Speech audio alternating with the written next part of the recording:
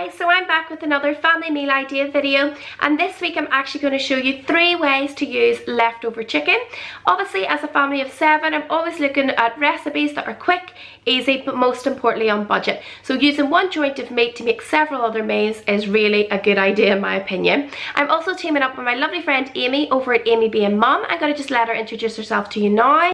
Hi there, I'm Amy. My channel is Amy Being Mum. I'm a stay-at-home mum of 2 girls. We live in Scotland and I like to make videos about home management, organising, basically anything to do with running a home. I like to make lots of foodie videos similar to Ashley. So if you enjoy her videos, I would love it if you check out my channel, and if you enjoy my videos, I'd love it if you'd subscribe and stick around. I'll hopefully see you soon. Bye! And once you've watched my video, do pop on over to Amy's. The link will be in the description box and the comments down below, so you can see how she got on with leftover recipe ideas for ham. So using up leftovers on a joint of meat is something that I do every week. If I'm using a chicken, I will simply roast it, and that may be for a Sunday dinner or another meal. I will lightly season it with salt and pepper, a little bit of oil, and I always put half a lemon inside the carcass. That way it will keep the meat really moist as it cooks through, and then strip it down. That chicken will keep in a fridge for a good few days. I tend to try and plan out what way I'm going to be using it. For my first idea, it's one of my favourites because it's really easy, and that is how to make Chinese chicken fried rice. So first up, I've got my rice. If you're making egg fried rice, always try to cook it beforehand, store it in the fridge for at least 3 to 4 hours, ideally overnight.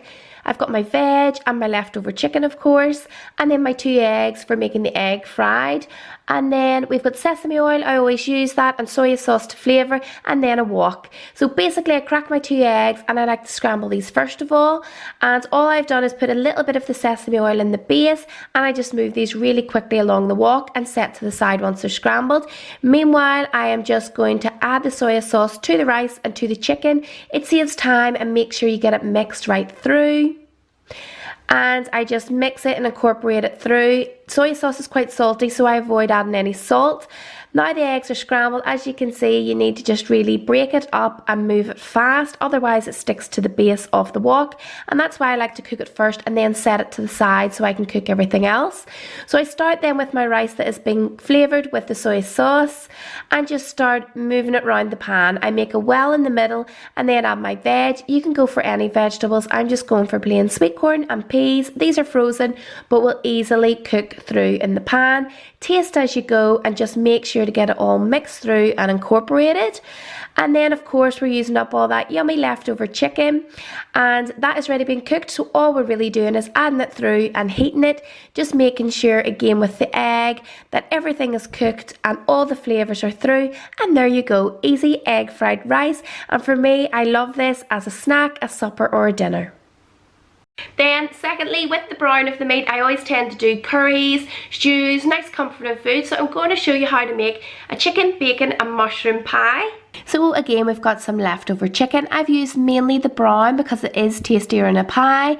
And then I've got 3 slices of bacon. You could go for pancetta or even bacon lardons. And then the chicken, it's just already cooked, so there's very little to do but add it. We've got mushrooms. I'm going to use some thyme, and I've got truffle oil to flavour. If you don't have truffle oil, garlic oil is a good alternative. Some flour, and then my own homemade stock from the carcass and the bones. But you can use chicken stock cubes if you need to. It'll not make that much difference.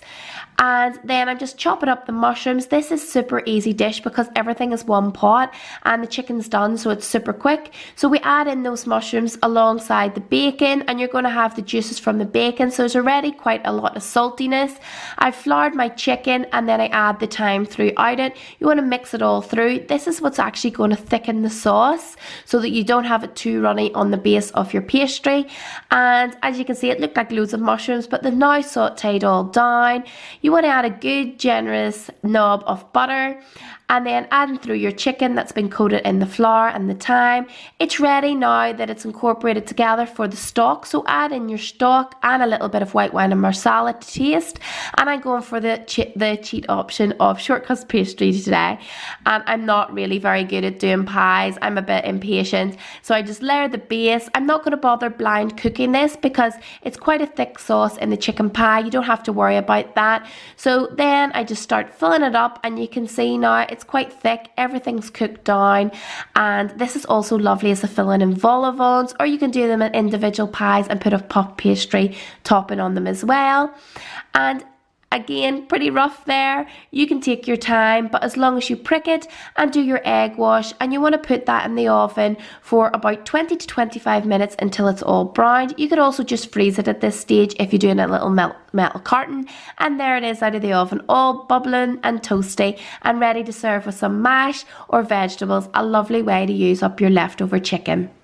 And finally, leftover chicken is a great way of making some Mexican inspired recipes, whether it's quesadillas or chicken enchiladas. So for the chicken quesadillas, we're using up obviously that leftover chicken, and then generally bits I usually have in my house: tortilla wraps, a red pepper, and we're going to cheat and use some seasoning mix. You could use your own spices if you wanted, an onion, some salsa to dip, and a mixture of cheeses.